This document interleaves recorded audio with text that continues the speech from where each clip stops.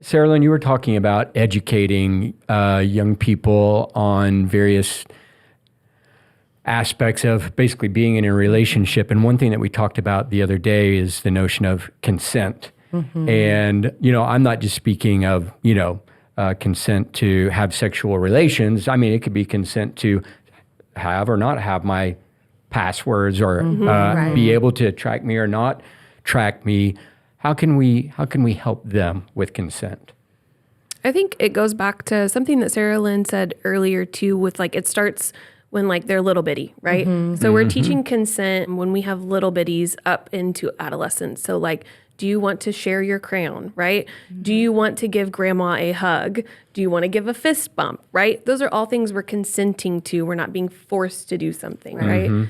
When we're talking in class, we use an acronym and we use consent is FRIES. Okay.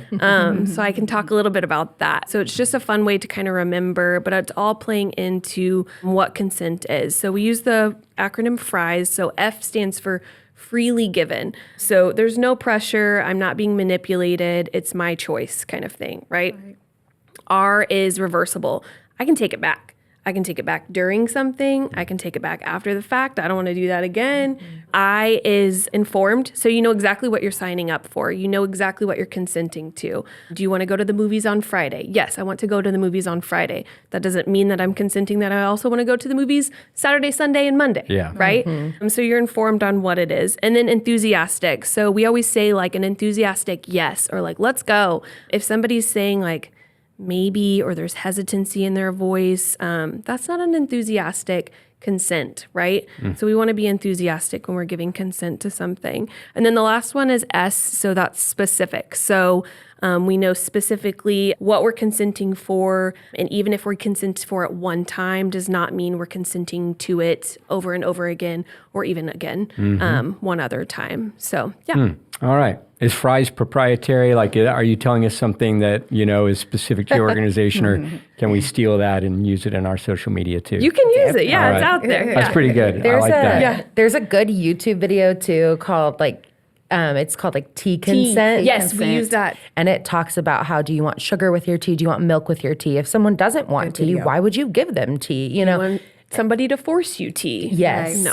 Do you while you're laying down and sleeping, do you want tea? Right. And it makes it to where it can be a little bit more fun and engaging and not a serious conversation. Yes. But consent is FRIES, the tea video, and books. Any child book about consent. There's so many of them out there, and all of them are great. Yes. But books can be a really good way to start an uncomfortable conversation with clients, with young people, with other adults.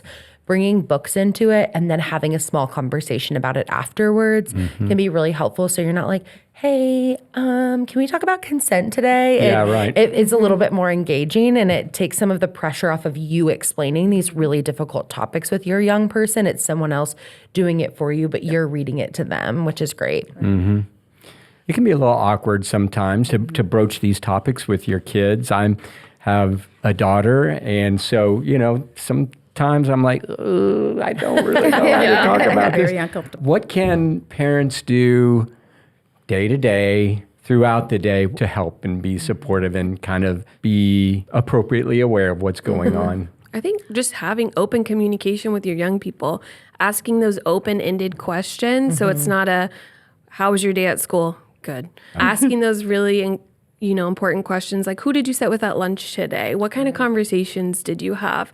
Tell me what's going on with your friend so-and-so, right? Really getting to know them. They're going to want to share because they feel like you're listening, right? And you want to know. So yeah, just having those open conversations. Comfortable, casual conversation is really important. Even if you're in the car, driving to the park, going to a gathering, basketball or football, sports, however, it's just important to have a casual conversation with them. Sometimes kids think that, oh, mom, oh, dad, ew, what are you talking about? But yes, I've experienced it's building that. that relationship with your child, or maybe with their friends, because let's just go back. Some of the kids can't talk to their own parents. Yeah. And so when they're coming over Michael or Kim's house, they're like, your mom is cool. She makes the meanest lasagna. So we'll eat that and then go to basketball court. But within that time frame, you're having a good conversation, Yeah. a good, healthy conversation, so they can take back and always be comfortable to talk to you. And reflecting and summarizing what the young person is saying. Okay. It's a therapeutic skill, but anybody can use it, right? Definitely. So if they're telling you about their day, summarizing it. Oh, you sat next to Andrea at lunch. I know you love sitting by her. Sounds like you guys had a really good time. Period. It does not have to be like the most thoughtful, well thought out, long, paragraph of summarization, but just summarizing what the youth said, that will keep them talking. Like as a therapist, it sounds like you had a really hard day. And the person's like, oh my gosh, yes. And they keep going and keep talking about these things, but summarize it, say it, let them know that you hear them. Yeah. And then reflecting and labeling some of that emotion. Sounds like you had a really tough day at school. I'd feel really angry about that too, period.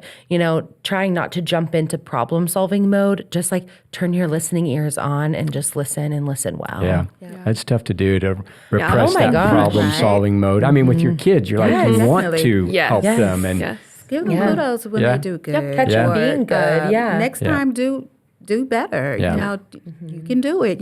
Just giving them that confidence. But youth who have problem solving skills and effective problem solving skills, that prevents further victimization and abuse. So if they can get themselves out of situations, if they're able to problem solve and you're encouraging that problem solving, even peer to peer, that can prevent further victimization, which is great. Right. so letting them work the problem out is great practice. Yeah, and they might need advice. They might need a little guidance, Yeah, yeah. Not to say that you have to like totally take a step back, but letting them figure out some of these things on their own. Yeah. I think being honest too, like sometimes our young people catch us off guard and we're like, okay. But sometimes we don't have all the answers. So sometimes you have to say, I don't know the answer to that, but let's find out together. Or let me look into some things and get back to you. But do not lie to your young people. Be open and honest with them. Yeah. And Andrea, you were talking about amaze.org videos the other day. Is this also a tool that we might consider using for this? Can you tell us a little bit about those? Yeah, so it's just an online platform, and they make all sorts of videos for every topic you could think you would want to have with your young person, from healthy relationships to puberty to menstruation to, anything, you name it, it's on there, and it has their cartoon characters. And so it's really digestible for a young person to watch. We use those in our classes a lot of times. So watching those videos, like with your young person, if they have a question about something specific, it does it in a plain language kind of way of giving them the information so that they can digest it a little bit easier. Okay. And as like a young person too, if young people are listening to this, like they can go on and explore it too, which is really great. Or show it to their peers, or it can start some of those maybe uncomfortable conversations. Yeah. All right. And I like to add, to reset and refocus. That is something that if you become so overwhelmed, so anxious, having anxiety, or nervous about anything, those two words, those are amazing, because it just kind of helps you to be like, okay, let me focus, let me close my eyes, let me breathe, and let me just figure some things out. Yeah. It takes time. Yeah. And change is adjustable. Change can be amazing. Change is great. And then change can be challenging. So reset and refocus. Yeah. Absolutely.